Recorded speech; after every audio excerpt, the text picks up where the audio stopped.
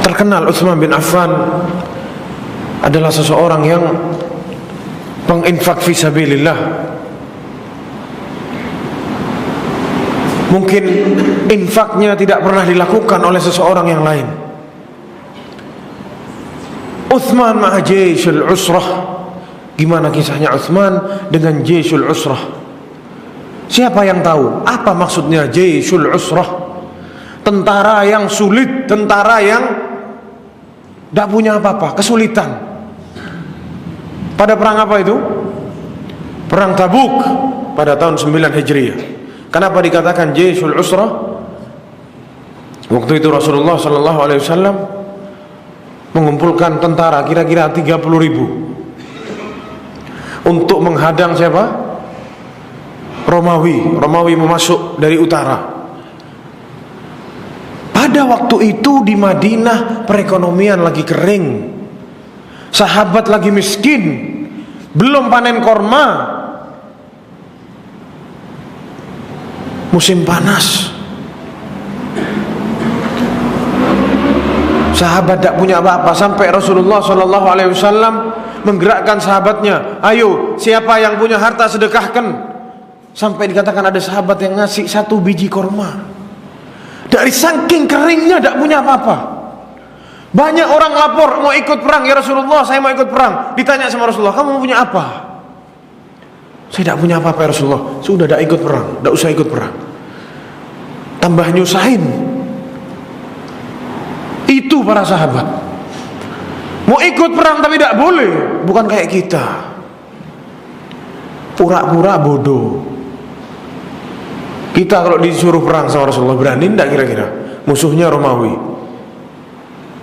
Mikir, saya ninggalin anak istri di rumah, kalau saya mati siapa yang ngasih fulus? Sahabat datang Rasulullah, saya mau ikut perang ya Rasulullah. Salah satu yang dikatakan seorang sahabat Al-Irbad al-Musariyah datang ke Rasulullah mau ikut perang, tapi sama Rasulullah ditolak. Kamu tidak punya apa-apa, tidak usah ikut perang. Sampai turun ayat yang menjelaskan mereka menangis karena tidak bisa ikut perang. Rasulullah bingung, gimana ini tentara 30.000? Siapa yang mau ngasih kendaraan, yang ngasih bekalnya siapa? Dan Utsman tahu Rasulullah ini membutuhkan. Dijelaskan di sini bahwasanya nadaba Rasulullah sallallahu alaihi wasallam an-nas ila al-khuruj wa a'lamahumul makan alladhi yuridu liyatahabbu lidzalik.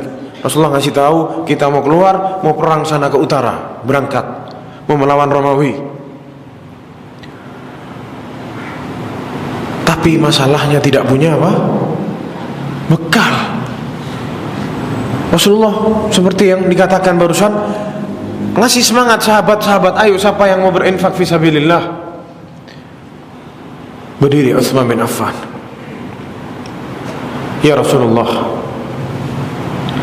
saya sumbangkan 940 onta sama isinya sama bekalnya semua. Seseorang yang mau perang tinggal naik ke onta itu terus berangkat. Tidak cukup itu, dilengkapi sama Utsman 60 kuda sama pelananya sama senjatanya semua. Berapa para jamaah sekalian? 940 onta. Harganya onta ini puluhan juta, bahkan mungkin ratusan juta. Tidak cukup sampai di situ. Dikasih kepada Rasulullah SAW oleh Utsman apa? 1000 dinar. Dibuka sama Utsman bin Affan uangnya ini ya Rasulullah, dituang ke tangannya Rasulullah. Sama Rasulullah diangkat uangnya, dipegang uangnya sama Rasulullah.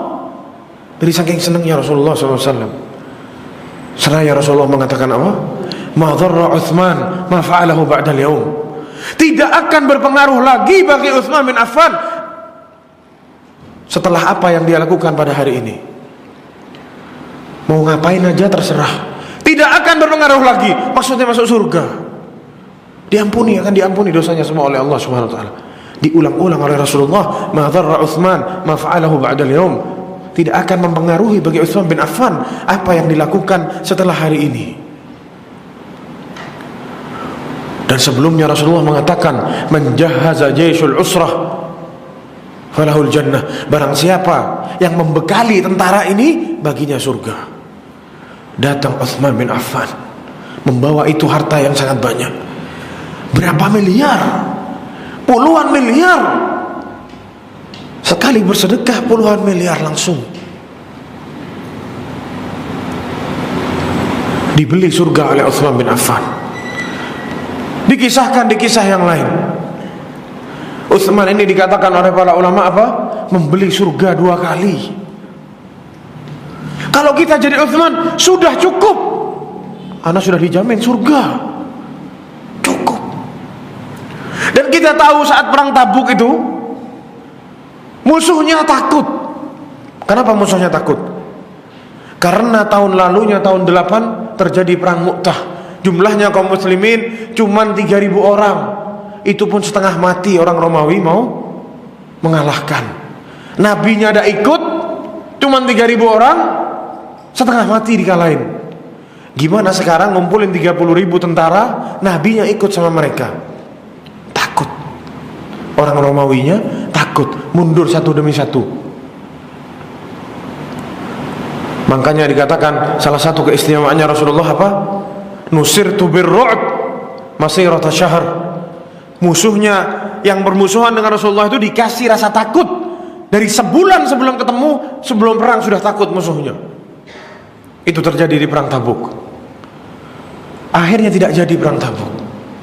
Pulang tentaranya semua. Sampai ke Madinah. Apa diminta lagi sama Utsman? Ya Rasulullah, kan tidak jadi perang. Sini kembaliin. Itu yang saya sumbangkan. Apakah demikian? Tidak.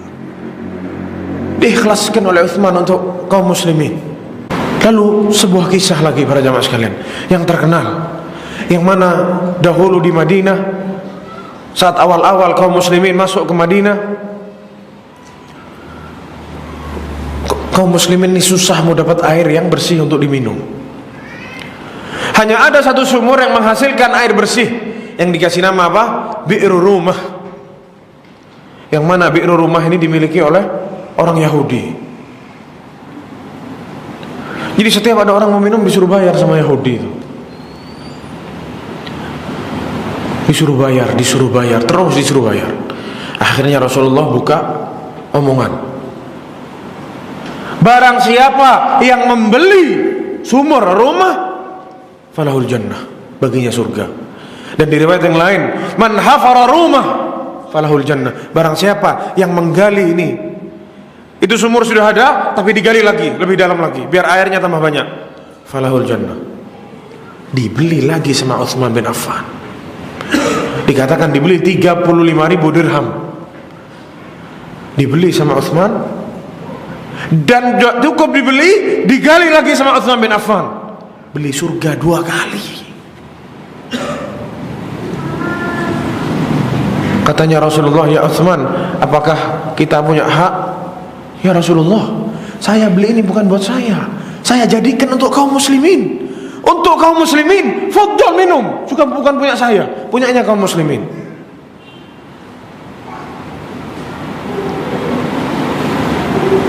Berat para jamaah sekalian. Sungguh berat bersedekah sebanyak itu. Dan lagi sebuah kisah bagaimana Utsman bin Affan bersedekah di jalan Allah Subhanahu wa taala. Diceritakan pada zamannya Abu Bakar Siddiq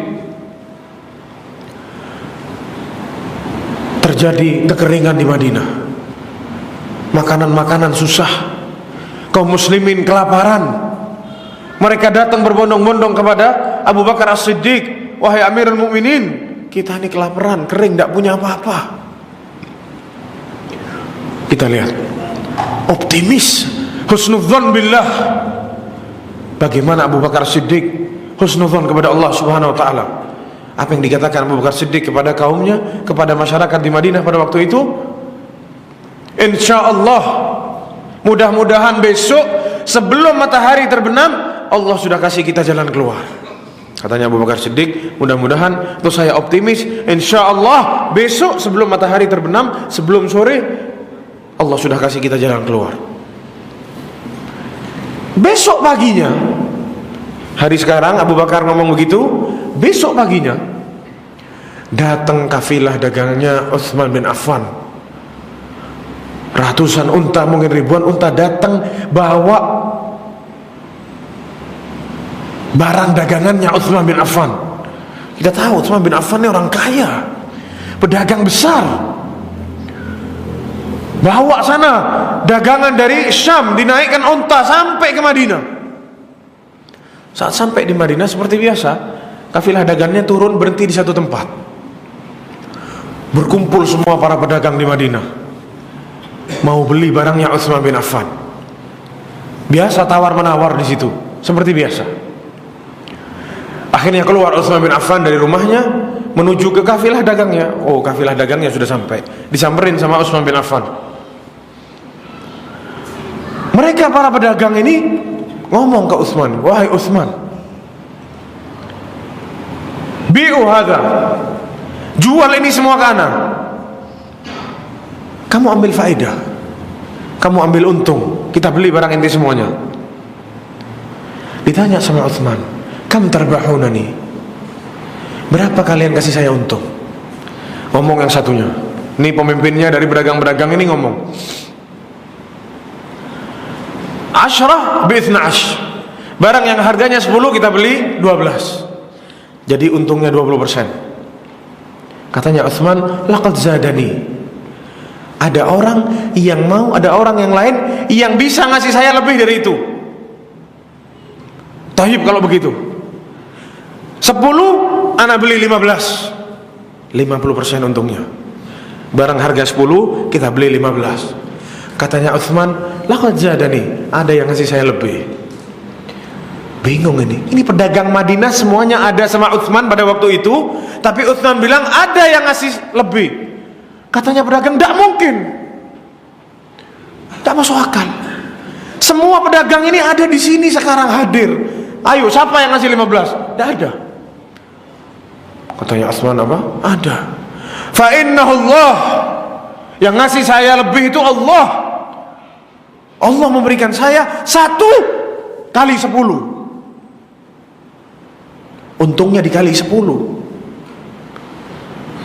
Bubar semua itu pedagang.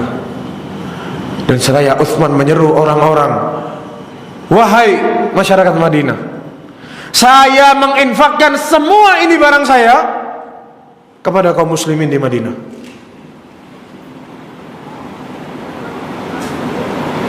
Saya infakkan semuanya.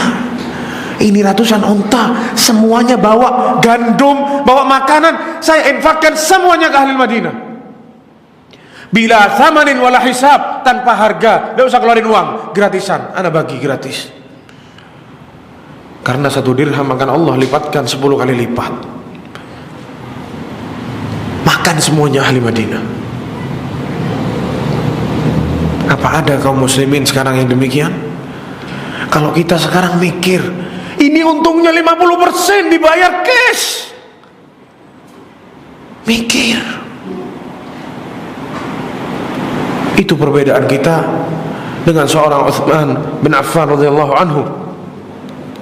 Dan juga para jamaah sekalian, kita tahu Rasulullah sallallahu alaihi wasallam berkali-kali ngasih tahu kita bahwasanya Utsman bin Affan ini akan masuk surga. Di dalam hadisnya yang sahih, Rasulullah sallallahu alaihi wasallam mengatakan apa? Abu Bakar fil jannah, wa Umar fil jannah, wa Utsman fil jannah, wa Ali fil jannah. Terus Abdurrahman bin Auf fil jannah, terus 10 yang dijamin masuk surga oleh Allah Subhanahu wa taala. Antum bayangkan kalau nama kita sama Rasulullah disebut, fulan fil jannah, kita masuk surga. Tidak cukup sampai di situ. Di riwayat yang lain, suatu hari Rasulullah sallallahu alaihi wasallam duduk di satu taman, yang mana di taman itu di tengah-tengahnya ada apa? Sumur yang dibeli oleh Utsman bin Affan. Tamannya itu ditutup dengan tembok, di tengah-tengahnya ada sumur itu, bi'ru rumah. Rasulullah SAW istirahat di situ, duduk menikmati. Diriwayatkan kakinya dimasukin ke sumur itu, menikmati istirahat di situ. Abu Musa al-Asy'ari lihat Rasulullah SAW duduk di situ, dijaga pintu tamannya, pintu kebun itu dijaga sama Abu Musa. Dia lihat Rasulullah SAW lagi istirahat menikmati, dia tidak pengen Rasulullah itu diganggu sama orang. Akhirnya dijaga di pintu. Datang Abu Bakar mau masuk, dilarang sama Abu Musa, jangan, Rasulullah lagi istirahat. Ini bentuk cintanya seorang sahabat kepada Rasulullah SAW. Dia senang lihat Rasulullah lagi istirahat, jangan diganggu. Katanya Abu Bakar bilang, minta izin, boleh tidak masuk anak? Tunggu sebentar. Masuk Abu Musa al-Asy'ari, tanya sama Rasulullah, ya Rasulullah, Abu Bakar minta izin masuk, dikasih izin tidak? Kata Rasulullah, i'dzin lahu wa basyirhu bil jannah. Kasih izin dia masuk dan kasih tahu dia akan masuk surga. Keluar Abu Musa al-Asy'ari, dikasih tahu. Masuk Abu Bakar. Tak lama sebentar lagi datang Umar. Saya mau masuk, katanya Umar. Jangan. Minta izin pada Rasulullah, tunggu di sini. Masuk lagi Abu Musa al-Asy'ari, ya Rasulullah, Umar mau masuk, kasih izin tak? I'dzin lahu wa basyirhu bil jannah. Kasih izin dia dan kasih tahu dia akan masuk surga. Kasih tahu sama Abu Musa al-Asy'ari. Masuk Umar bin Khattab. Sebentar lagi datang Utsman bin Affan. Saya mau masuk. Itu taman dia yang beli. Dilarang sama Abu Musa. Di dalam taman itu ada sumur, sumurnya dia yang beli. Misi minta izin masuk. Kalau kita, ini anak yang beli. Kalau kita begitu, kalau Utsman tidak, minta izin kepada Rasulullah. Minta izin Abu Musa al-Asy'ari. I'dzin lahu, kata Rasulullah apa? Kasih izin. Lalu Rasulullah diam beberapa detik. Wa basyirhu bil jannah ala balwa satusibuhu. Kasih tahu dia akan masuk surga atas cobaan yang akan mencoba dia nanti, atas ujian yang akan dia terima. Dikasih tahu kepada Utsman bin Affan. Sekarang Utsman tahu kelak dia akan dikasih ujian sama Allah Subhanahu wa taala. Masuk Utsman. Ini hadis yang kedua yang mengatakan Utsman bin Affan itu adalah ahli jannah. Yang ketiga, Rasulullah SAW suatu hari naik ke atas Jabal Uhud. Lalu bergetar Jabal Uhud. Lalu Rasulullah mengatakan, "Uthbut ya Uhud." Diam wahai Uhud. Sungguh di atasmu ada seorang nabi dan siddiq wa syahidain.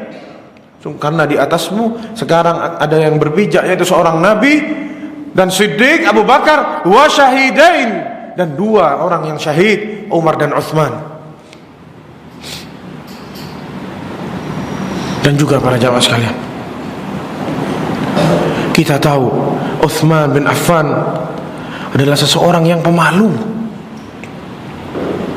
Kita sudah sebutkan kemarin, Utsman bin Affan ini dari saking pemalunya, dia kalau mandi malu mau lihat badannya sendiri. Dan juga ada sebuah riwayat, kana Rasulullah sallallahu alaihi wasallam mustajian fi baiti kashifan an fakhidhihi aw saqaihi. Aisyah radhiyallahu anha bercerita, dahulu Rasulullah SAW lagi duduk-duduk di rumahku, maksudnya rumahnya Aisyah, yang mana lagi beristirahat, bersender, ada sedikit dari auratnya di pahanya kelihatan, terbuka auratnya sedikit. Fasta'adzana Abu Bakar. Abu Bakar ketok pintu, masuk katanya Rasulullah. Duduk Abu Bakar. Katanya Aisyah, Rasulullah belum merubah posisinya, tetap begitu, kelihatan auratnya. Sebentar lagi ngetok Umar, suruh masuk. Umar bin Khattab radhiyallahu anhu duduk, tetap katanya Aisyah, Rasulullah duduk tetap tidak bergerak. Ketok lagi Utsman bin Affan. Saat ditanya siapa Utsman, Rasulullah langsung duduk, diperbaiki bajunya, ditutup, baru disuruh masuk. Aisyah ngelihat ini bingung. Kenapa ya Rasulullah? Saat mereka sudah pulang, ditanya sama Aisyah, kenapa ya Rasulullah? Abu Bakar masuk, engkau tidak merubah keadaanmu. Umar juga masuk, engkau tidak menutup auratmu. Tapi kenapa saat Utsman masuk, engkau merubah posisimu, engkau duduk, engkau tutup auratmu? Apa dikatakan oleh Rasulullah?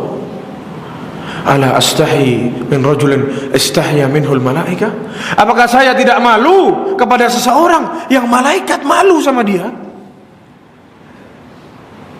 Di riwayat yang lain dikatakan oleh Rasulullah SAW saat ditanya oleh Aisyah, katanya Aisyah, karena Utsman adalah rajulun hayy, seseorang yang pemalu.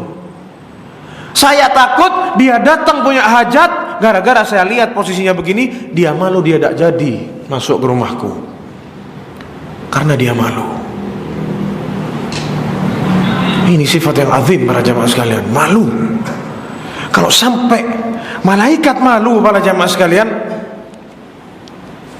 terus gimana lagi? Dan juga para jamaah sekalian, disebutkan bahwasanya Utsman bin Affan min a'badis sahabatin Nabi sallallahu alaihi wasallam, seorang sahabat yang paling ahli ibadah. Uthira an Utsman bi sanadin sahih, diriwayatkan tentang Utsman dari sanad yang sahih bahwasanya annahu kana yakhtimul Qur'anu kamilan fi kulli lailah. Utsman bin Affan menghatamkan Al-Qur'an setiap malam, sampai dikatakan tidak ada seseorang yang menghatamkan Al-Quran setiap malam kecuali 4 orang, yaitu yang pertama Utsman bin Affan, yang kedua Tamim ibnu Aus ad-Dari, terus Abu Hanifah, terus yang keempat anak lupa siapa, Utsman bin Affan. Dan diriwayatkan saat beliau menjadi khalifah, beliau ke Makkah, dan ada seseorang tabi'in, orang saleh bernama Abdurrahman bin Utsman At-Taimi. Dia adalah seorang yang saleh, dan suatu malam Abdurrahman bin Utsman At-Taimi ini mengatakan, saya mau sekarang sholat di Maqam Ibrahim, di Ka'bah. Saya akan cepat-cepat ke sana sebelum diambil orang lain. Saya mau sholat malam di sana. Akhirnya berangkat Abdurrahman. Sampai ke sana duluan. Dia sudah berdiri mau sholat, ditepuk sama orang. Saya lihat, tidak tahunya Utsman bin Affan. Katanya Abdurrahman, fadhanahaitu anhu, saya mundur, ikraman lahu, saya memuliakan dia. Dia khalifah, dia sahabatnya Rasulullah sallallahu alaihi wasallam. Fadhal, ente yang maju, ente yang sholat di sini. Sholat Utsman bin Affan. Katanya Abdurrahman At-Taimi, dia sholat tidak selesai sampai habis Al-Quran. 1 rakaat dihabiskan Al-Quran semua dalam 1 rakaat. Bisa antum bayangkan para jamaah sekalian? Lalu salam, bingung Abdurrahman, ya Amirul Mukminin, engkau ini baru sholat 1 rakaat? Oh iya, katanya Utsman bin Affan, itu adalah sholat witirku. Sholat witir 1 rakaat dihabiskan Al-Quran semua para jamaah sekalian. Sampai dikatakan oleh Abdullah bin Mas'ud, seorang sahabat yang dikatakan oleh Umar bin Khattab, kunaifun muli'a ilman, wadah kecil yang penuh dengan ilmu. Karena Abdullah bin Mas'ud itu kurus kecil, tapi ilmunya dikatakan manusia yang paling mengerti dengan Al-Quran salah satunya adalah Abdullah bin Mas'ud. Kalau mau tanya apa-apa tentang Al-Quran, tanya sama Abdullah bin Mas'ud. Ada satu ayat dijelaskan oleh Abdullah bin Mas'ud. Ayat tersebut adalah dalam surat Az-Zumar ayat 9, amman huwa qanitun ana al-laili sajidan wa qa'iman yahdharul akhirata wa yarju rahmata rabbih. Apakah mereka orang-orang musyrikin lebih baik daripada seseorang yang bangun di tengah malam sajidan raki'an, sujud dan ruku, yahdharul akhirah, yang takut kepada akhirat, wa yarju rahmat rabbih, dan berharap kasih sayang Rabbnya? Katanya Abdullah bin Mas'ud, orang yang disebut di ayat itu adalah Utsman bin Affan radhiyallahu anhu. Sampai turun ayat, para jamaah sekalian.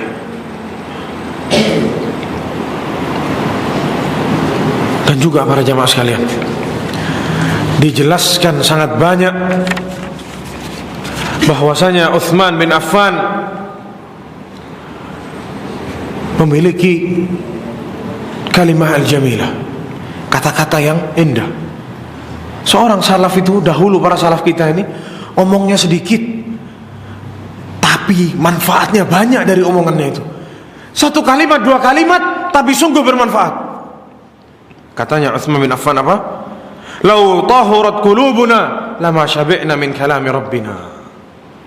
Kalau jiwa-jiwa kita ini suci, jiwa-jiwa kita ini bersih, kita tidak akan merasa kenyang dari kalam Allah, dari membaca Al-Quran. Kita lihat sekarang kaum muslimin, baru baca satu lembar sudah muat, baru baca satu dua ayat, baru baca satu dua lembar sudah merasa cukup. Ini yang dikatakan oleh Utsman ibn Affan. Lalu para jamaah sekalian, kita tahu datang khalifatuhu setelah Umar bin Khattab radhiyallahu anhu meninggal dunia, ditusuk, dirobek perutnya oleh siapa? Abu Lu'lu'ah al-Majusi laknatullah alaihi, yang sekarang dia punya kuburan sana di Karbala, disembah, diagungkan oleh orang-orang Syiah, yang mana mestinya mereka itu bersyukur. Umar bin Khattab mengirim tentara kepada mereka, menghancurkan peribadatan mereka, peribadatan kepada api, yang merubahnya menjadi peribadatan kepada Tuhannya api, Allah subhanahu wa ta'ala. Tapi mereka menghina Umar siang dan malam, mengatakan Umar itu adalah apa? Pemimpinnya manusia di neraka. Mereka menghina Umar, mereka menjadikan Aid atas kematiannya Umar, mereka berpesta. Terus mereka mengatakan mereka adalah orang Islam. Na'udzubillah min dzalik. Sebelum meninggal, Umar bin Khattab menitip wasiat, yang menjadi khalifah nanti 3 orang atau 6 orang: Utsman bin Affan, Ali bin Abi Thalib, Abdurrahman ibn Auf, Talha bin Ubaidillah, Zubair ibn al-Awwam, atau Sa'ad bin Abi Waqqas. Manusia-manusia yang imannya kalau dibandingkan sama kita sekarang 1 banding bermiliaran orang. Manusia yang dijamin surga oleh Allah subhanahu wa ta'ala. Belum apa-apa sudah mundur 3 orang. Kita lihat sahabat ini tidak berebutan. Sahabat tidak pernah berebut mencari kekuasaan mau jadi khalifah. Mundur langsung 3 orang. Zubair mundur, Sa'ad bin Abi Waqqas mundur, Talha bin Ubaidillah mundur. Qala Zubair berkata, ja'altu amri li Ali bin Abi Thalib. Saya mundur, saya jadikan hak saya untuk Ali bin Abi Thalib. Karena Ali bin Abi Thalib itu sepupunya, anaknya bibinya siapa? Zubair bin Awwam. Talha bin Ubaidillah juga mundur. Tanazaltu, saya mundur. Wa ja'altu amri li Utsman. Saya jadikan hak saya untuk Utsman bin Affan. Karena temannya Talha bin Ubaidillah. Sebagaimana yang kita kisahkan kemarin, saat pulang dari Syam, istirahat, Utsman lagi berdua sama Talha bin Ubaidillah. Saya jadikan hak saya untuk Utsman bin Affan. Sa'ad bin Abi Waqqas pun turun, saya tidak mau. Saya jadikan hak saya untuk Abdurrahman bin Auf. turun 3 orang. Antum bayangkan, manusia yang kalau dibandingkan di zaman sekarang, imannya mungkin ratusan juta orang dikumpulkan, imannya sama-sama satu dari antara mereka. Semuanya mundur, tidak mau duduk menjabat. Kalau sekarang kita rebutan, menghalalkan segala cara untuk dapat jabatan. Ya, saya hanya ingin kebaikan, saya merasa saya mampu dan lain sebagainya. Mereka manusia yang dijamin surga merasa tidak mampu. Terus Abdurrahman bin Auf melepas, saya juga mundur. 4 sudah mundur sekarang. Lalu ditanya sama Abdurrahman bin Auf, taj'ala al-amr li, apakah kalian berdua mau menjadikan perkaranya untuk saya? Atau sama Abdurrahman ditanya dulu, gimana kalian berdua, Utsman sama Ali, apakah ada yang mau mengundurkan diri? Diriwayatkan sama Imam Al-Bukhari, fasakata syaikhan, keduanya diam. Terus ditanya sama Abdurrahman bin Auf, apakah kalian berdua mau biar saya yang mengambil keputusan? Fadhal, katanya 2 orang ini. Mestinya Abdurrahman bin Auf itu tanya kepada kibarus sahabah, siapa yang pantas ahlul halli wal aqd, cukup. Tapi kita lihat semangatnya Abdurrahman bin Auf agar dia tidak salah memilih di antara 2 orang ini. 3 hari berturut-turut Abdurrahman bin Auf keliling Madinah, semua rumah diketok sama Abdurrahman bin Auf, disuruh milih siapa yang kalian mau, Utsman atau Ali bin Abi Thalib. Semua rumah di Madinah tidak terkecuali diketok sama Abdurrahman bin Auf. Tanya, siapa yang kalian inginkan, Utsman atau Ali? Apa yang dikatakan Abdurrahman bin Auf? Katanya Abdurrahman bin Auf, fama wajadtu ahadan ya'dilu bi Utsman. Ini diriwayatkan dalam Musnad Imam Ahmad. Saya tidak menemui satu orang pun kecuali mereka memilih Utsman bin Affan. Ini adalah suatu sejarah yang tidak pernah terjadi. Pemilihan khalifah semuanya sepakat pada satu orang, hanya terjadi di zamannya Utsman bin Affan. Langsung dibaiat Utsman bin Affan. Yang mana kita tahu para jamaah sekalian, Utsman bin Affan menjabat berapa tahun? Berapa tahun menjabat? 12 tahun. Yang mana Rasulullah SAW bersabda, khilafatun nubuwah 30 aman. Khalifahnya Nabi itu 30 tahun. Abu Bakar 2 tahun. Terus siapa? Umar 10 tahun, 12 tahun. Terus Utsman bin Affan 12 tahun. Terus diambil oleh Ali bin Abi Thalib. Sudah berapa? 12 tambah 12, 24. Sisanya 6 tahun, tidak sampai 6 tahun. Dikatakan Ali bin Abi Thalib 5 tahun setengah. Setengahnya diambil oleh siapa? Hasan, anaknya Ali. Lalu diserahkan kepada Muawiyah bin Abi Sufyan. Persis 30 tahun. Disebutkan banyak kebaikan-kebaikan yang Utsman bin Affan. Dia membuka banyak negara-negara, memperluas kekuasaannya Islam, sehingga banyak hartanya umat Islam pada zamannya Utsman bin Affan. Umat Islam kaya raya. Dan dari salah satu kehebatannya yang paling besar fadilahnya Utsman bin Affan, jasanya Utsman bin Affan, yaitu jam'ul Quran. Utsman bin Affan mengumpulkan Al-Quran. Al-Quran yang kita lihat sekarang Rasm Utsmani. Kenapa dikatakan Rasm Utsmani? Karena itu Utsman bin Affan yang mengumpulkannya.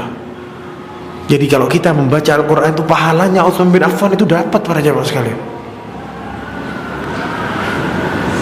Karena Utsman bin Affan ini buka negara sangat banyak, akhirnya banyak orang-orang ajam selain orang Arab itu masuk Islam. Dan mereka ribut dalam membaca Al-Quran. Salah begini, nanti salah baca, ribut perang gara-gara urusan Al-Quran. Akhirnya Hudzaifah ibnul Yaman mengatakan kepada Utsman, laporan ke Utsman, anna nasan al-ajam, orang-orang yang bukan orang Arab, qad ikhtalafu fil Quran, mereka ribut berbeda pendapat tentang Al-Quran. Lalu Utsman bin Affan memerintahkan Zaid bin Thabit dan beberapa orang yang lain ayyajma'ul Qur'anul Karim, mengumpulkan Qur'anul Karim, wa yaj'aluhu ala mushafin wahid, dan dijadikan satu mushaf saja. Adapun mushaf-mushaf yang lain, karena kita tahu banyak bahasa-bahasa turun dalam Al-Quran, ada 10 bacaan, yang mana yang disepakati ada 7 qiraah sab'ah, sama Utsman bin Affan dijadikan satu semuanya. Dan mushaf-mushaf yang lain semuanya dibakar oleh Utsman bin Affan. Dan dari sini nanti Utsman bin Affan, yang mestinya ini sebuah kebaikan untuk Utsman bin Affan, tapi sama mereka ahlul khawarij, ini dijadikan tuduhan kejelekan bagi Utsman bin Affan. Dikatakan si pembakar Al-Quran. Subhanallah. Padahal Utsman bin Affan saat membakar Al-Quran di depan semua orang dikasih nonton sama Utsman bin Affan, dan di situ banyak kibarus sahabat, banyak sahabat-sahabat yang menyaksikan, dan tidak ada satupun sahabat yang mengingkari pekerjaannya Utsman bin Affan. Ini salah satu nanti yang dituduhkan kepada Utsman bin Affan. Mungkin sudah masuk waktu azan. Tafadhal muadzin, azan dulu, kita lanjutkan setelah azan. Para jamaah sekalian, Utsman bin Affan, kita tahu beliau menjabat sebagai khalifah selama 12 tahun. Dan dikatakan para jamaah sekalian, 2 tahun sebelum meninggalnya Utsman bin Affan, mulai sudah banyak omongan-omongan tidak enak di luar sana. Karena Utsman itu dikatakan terlalu baik, orangnya lembut. Mereka orang-orang bodoh, orang-orang dikatakan orang-orang Badui yang tidak ngerti apa-apa, mereka juga ikut-ikut menghina dan mencela Utsman bin Affan. Sampai banyak dikatakan surat-surat di sana kesana kemari tentang seolah-olah sahabat yang menulis bahwasanya sahabat itu benci kepada Utsman bin Affan, untuk menggerakkan massa untuk menggulingkan Utsman bin Affan. Lalu para jamaah sekalian, dikisahkan bahwasanya Utsman bin Affan dituduh banyak hal. Ada beberapa tuduhan yang besar yang dituduhkan kepada Utsman bin Affan, yang mana tuduhan ini sudah dibantah oleh para ulama kita. Banyak ulama atau ada beberapa ulama membuat buku hanya untuk membantah tuduhan-tuduhan kepada Utsman bin Affan. Tuduhan yang pertama, ada musyuhudihi li ghazwati Badr. Katanya mereka Utsman tidak ikut perang Badar. Kita sudah tahu alasannya kenapa. Tuduhan yang kedua, tawallihi yauma Uhud anil ma'rakah. Katanya mereka Utsman bin Affan kabur dari perang Uhud. Padahal memang perang Uhud itu orang Islam kocar-kacir. Karena tentara pemanahnya tidak mau taat kepada Rasulullah, disuruh jangan turun, tapi mereka turun, kocar-kacir sampai mereka tidak tahu mana yang teman, mana yang musuh. Dan juga Allah sudah memaafkan orang-orang yang lari di perang Uhud. Walaqad afallahu anhum, di surat Al-Imran Allah sudah jelas mengampuni mereka. Tapi mereka para kaum Khawarij seolah-olah tidak tahu bahwasanya Allah ini sudah mengampuni mereka.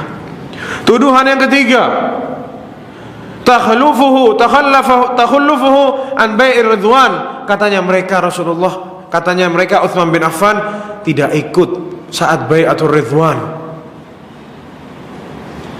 Padahal Rasulullah memerintahkan Utsman pada waktu itu untuk datang ke Mekah, untuk berdialog atau untuk ngomong, ngasih tahu mereka orang Mekah. Sampai terdengar kabar bahwasanya katanya Utsman dibunuh sama orang-orang musyrik. Ini suatu kebaikannya Utsman. Rasulullah memerintahkan mereka untuk melobi orang Mekah. Tapi dibilang Utsman tidak mau ikut bai'atur ridwan. Apa mereka tidak tahu Rasulullah yang mewakili Utsman sendiri dengan tangannya yang lain. Orang semua berbaiat salaman sama Rasulullah. Rasulullah pakai tangannya mewakili Utsman untuk berbaiat, seolah-olah Utsman itu sudah diwakili. Rasulullah yang mewakili Utsman. Mana yang lebih baik, tangannya Utsman atau tangannya Rasulullah? Tapi mereka tidak mau lihat itu. Dan juga tuduhan yang selanjutnya, jam'ul Quran tadi. Dikatakan Utsman bin Affan apa? Pembakar Al-Quran. Maka para jamaah sekalian, seorang Yahudi yang bernama siapa? Abdullah bin Saba al-Yahudi, yang dia menampakkan keislaman padahal dia bukan orang Islam. Dia mengumpulkan dari kabilah-kabilah orang-orang bodoh, 2000 dari Kufah, 2000 lagi dari Basrah, 2000 lagi dari Mesir. Dikumpulkan, mereka pura-pura mau haji. Pada waktu itu sudah masuk Dzulhijjah, para sahabat sudah banyak pada ke Mekah mau melakukan haji. Madinah sepi. Dan pada waktu itu Madinah itu silih berganti, tentara itu masuk. Mereka tidak tahu ini tentara mau apa. Karena memang banyak diutus sana, buka negara fulan, beres menang pulang tentaranya. Tentara itu memang silih berganti datang ke Madinah. Mereka 6.000 orang ini masuk ke Madinah, seolah-olah mereka ini mau haji, mau ambil mikot di Bir Ali, Dzul Hulaifah. Dikatakan mereka masuk,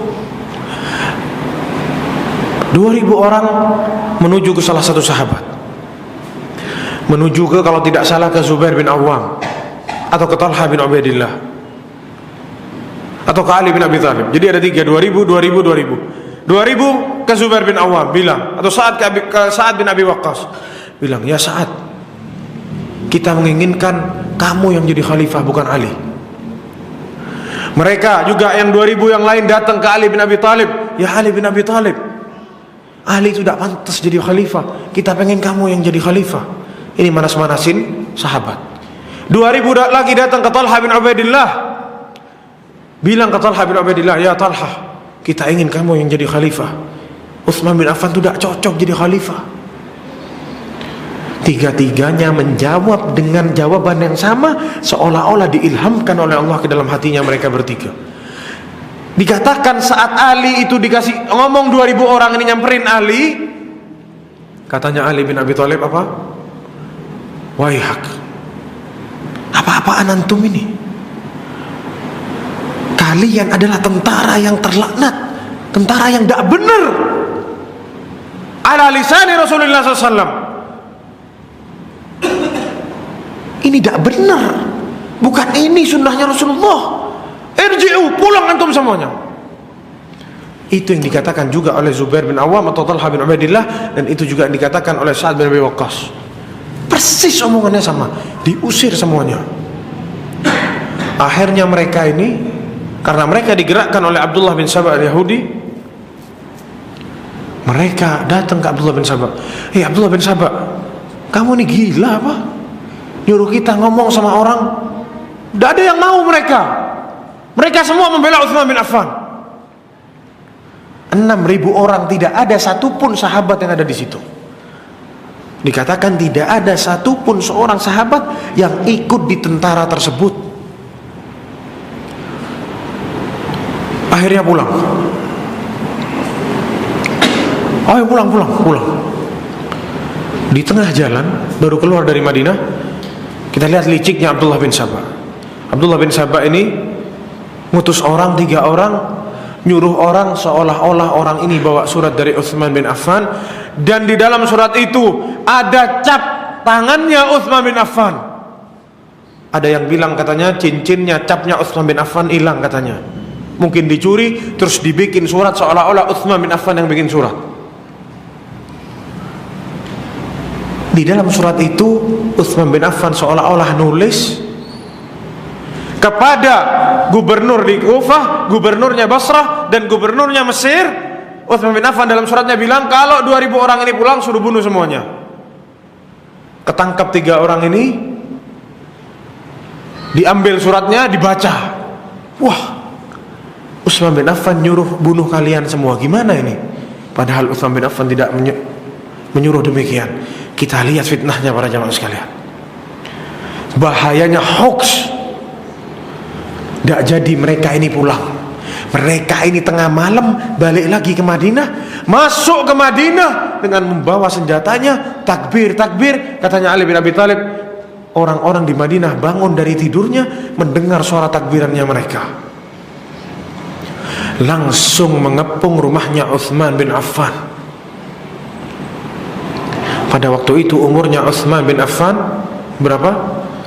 81 tahun atau 82 tahun. Sudah tua Utsman bin Affan. Lalu para jamaah sekalian, fastahkamu fil Madinah. Karena di Madinah ini sedikit, sahabat semuanya, hampir semua orang Madinah lagi di Mekah. Mereka yang menguasai Madinah sekarang mengepung rumahnya Utsman bin Affan dan minta kepada Utsman bin Affan apa? Untuk turun dari jabatannya. Turun kamu dari jabatanmu, wahai Utsman. Utsman bin Affan awalnya mau turun dari jabatannya. Dari saking baiknya Utsman bin Affan, iya sudah, saya mau turun biar tidak jadi pertumpahan darah. Tapi Utsman bin Affan musyawarah dulu sama para sahabat. Fastasyara Abdullah bin Mas'ud. Salah satu yang diajak musyawarah adalah Abdullah bin Mas'ud. Apa yang dikatakan oleh Abdullah bin Mas'ud? Ya Amirul Mukminin, la taf'al, jangan engkau lakukan itu.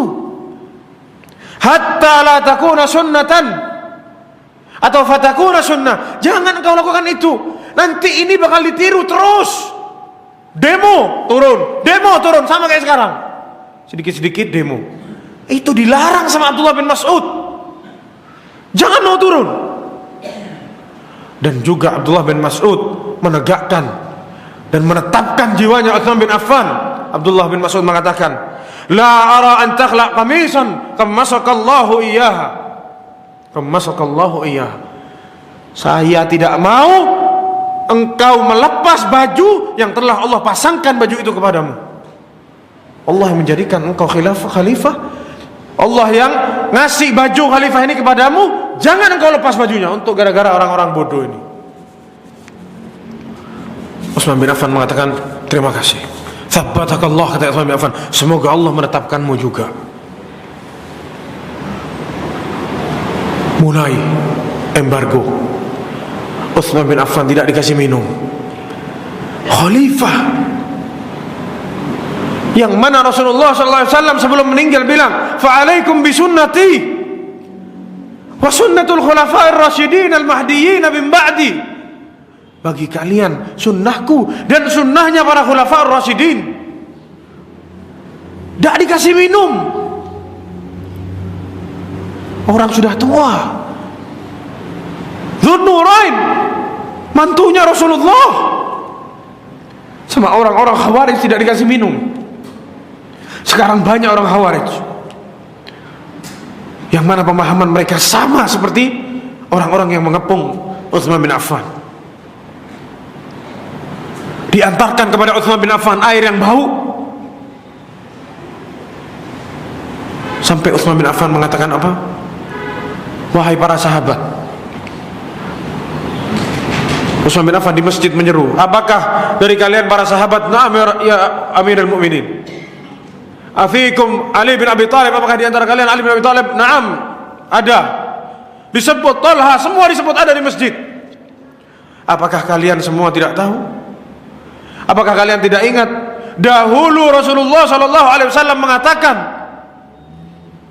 akan Allah gantikan bagi Utsman sumur di surga? Sekarang mereka tidak memberi saya minum. Dikepung rumahnya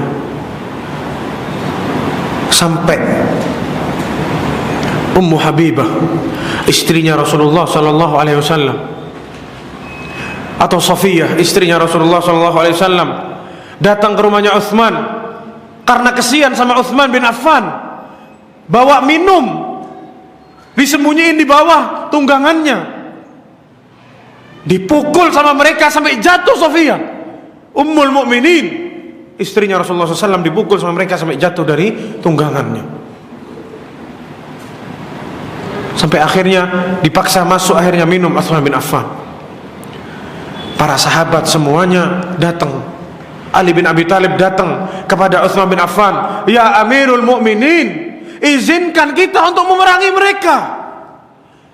Ini semua sahabat sudah sepakat, perangi mereka." Apa yang dikatakan Utsman bin Affan? Jangan. Saya tidak mau ada seorang yang tumpah darahnya dari kaum muslimin gara-gara Utsman bin Affan.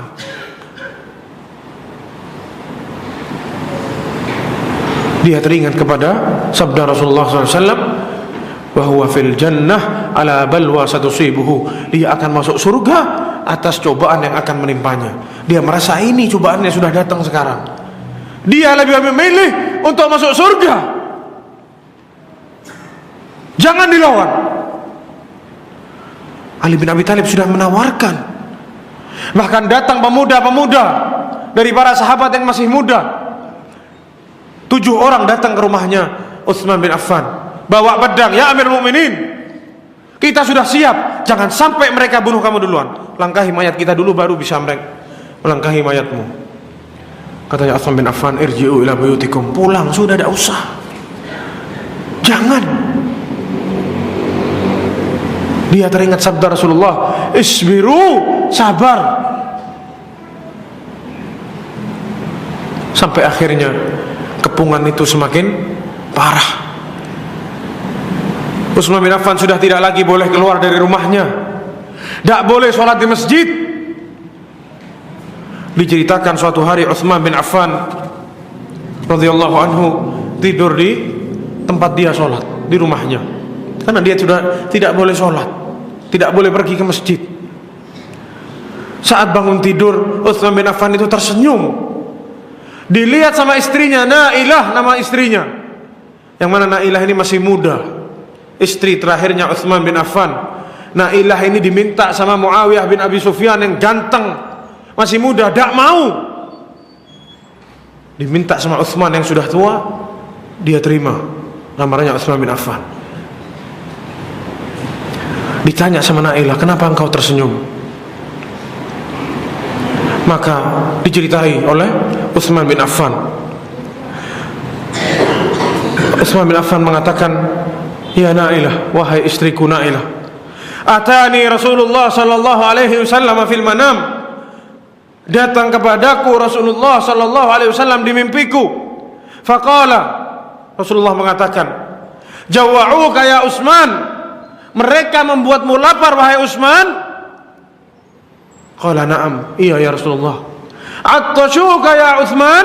Mereka membuatmu haus wahai Utsman? Qala na'am, iya ya Rasulullah. "Wa hasaruka ya Utsman." Dan mereka mengepungmu wahai Utsman? Na'am ya Rasulullah.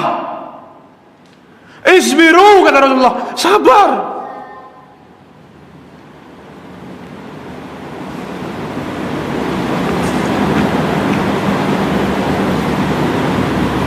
Lalu dilanjutkan oleh Rasulullah SAW, "Ala tuhibbu an tufdira ma'i ghadan fil jannah?" Apakah engkau tidak mau besok buka puasa bersamaku di surga?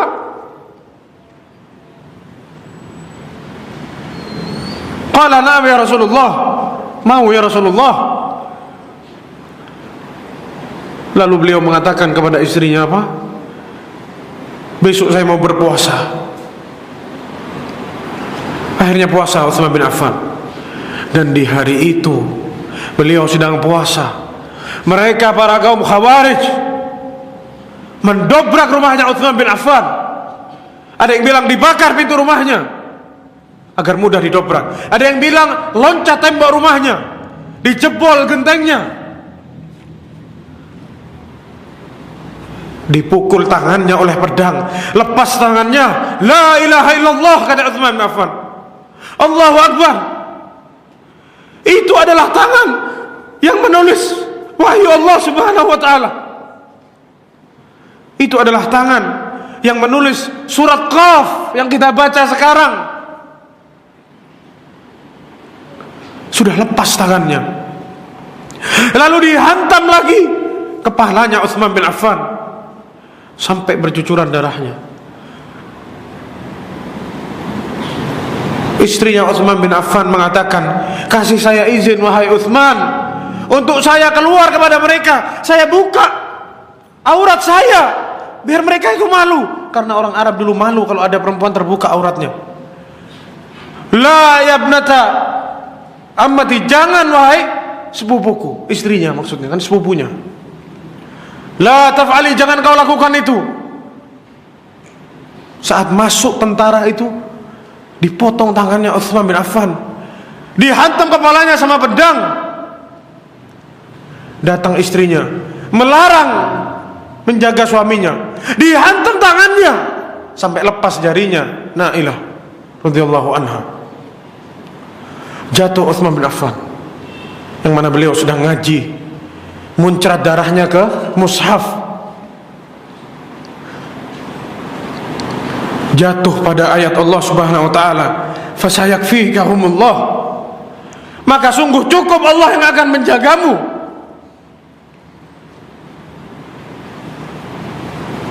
Dijaga sama Nailah. Sudah, tidak usah wahai istriku, katanya, minggir, saya akan buka puasa sama Rasulullah fil jannah, saya akan buka puasa bersama Rasulullah fil jannah.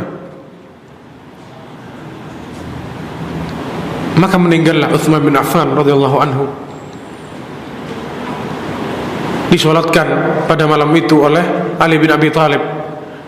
Seraya Ali bin Abi Thalib mengatakan apa? Saya sudah berusaha, saya sudah menawarkan beliau Utsman bin Affan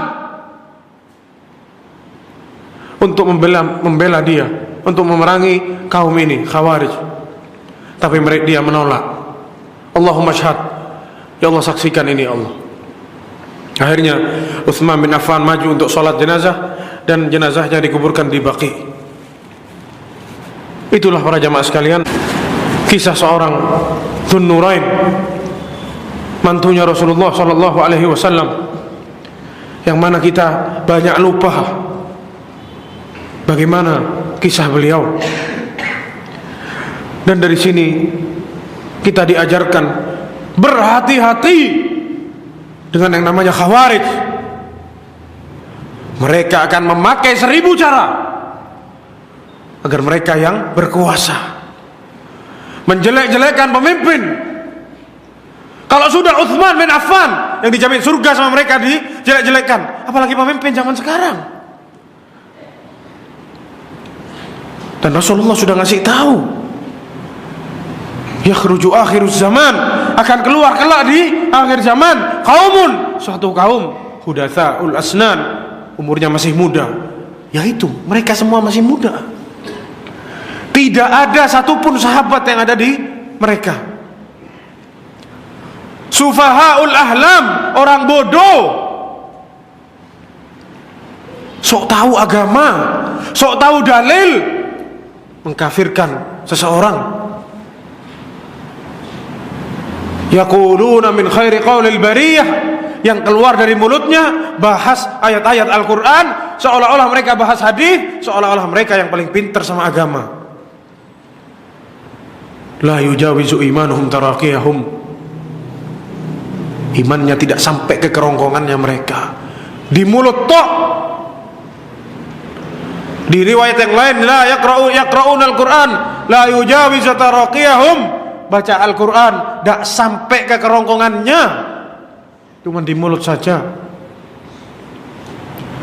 Yakhruju minad din kama yakhrujus sahma minar ramiyah, orang-orang tersebut keluar dari agama Islam ini seperti keluarnya anak panah dari busurnya. Utsman bin Affan radhiyallahu anhu sudah menjadi korban Khawarij. Hati-hati para jamaah sekalian. Kita belajar akidah kita yang benar, kita belajar manhaj yang benar. Jangan sampai kita ini terjerumus berbuat kesalahan yang sama, sampai dikatakan salah satu di antara mereka dari saking bencinya sama Utsman bin Affan. Gimana para jamaah sekalian? Benci sama Utsman bin Affan, Kalau saya ketemu Utsman, saya tempeleng besok Utsman. Dan saat dikepung Utsman bin Affan, saat detik-detik mau dibunuh, Utsman bin Affan ditempeleng sama dia. Lalu dia keluar dari rumahnya Utsman bin Affan. Kalian tahu para jamaah sekalian, tangannya orang itu jadi kayu, keras, tak bisa gerak, lumpuh. Kisah ini diceritakan beberapa tahun setelah itu. Orang ini ke Mekah, berdoa di depan Ka'bah, Allahumma ghfirli, ya Allah ampuni aku, tapi kayaknya engkau tidak bisa mengampuniku ya Allah. Jadi orang ini merasa bersalah telah menempeleng mukanya Utsman bin Affan, nempeleng mukanya mantunya Rasulullah sallallahu alaihi wasallam.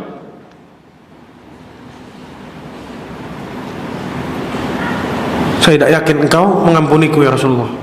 Ada satu ulama dengar doa itu, ditanya, kenapa kamu kok doa begitu? Iya, saya dulu nempeleng mukanya Utsman bin Affan sebelum beliau meninggal, dan saya merasa bersalah. Saya minta ampun sama Allah, tapi saya kayaknya tidak diampuni sama Allah. Ini kamu lihat tangan saya, kaku tangannya kayak kayu, tidak bisa gerak. Langsung dibalas sama Allah di dunia.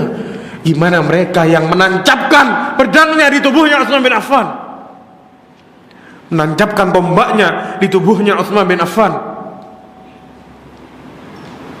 sampai dikatakan untuk memastikan Utsman bin Affan itu mati, mereka tancep-tancepin pedangnya di badannya Utsman bin Affan sama pedangnya. Jadi seseorang menjadikan pedangnya itu kayak tongkat, tapi ditancapkan ke tubuhnya Utsman bin Affan untuk memastikan dia sudah mati.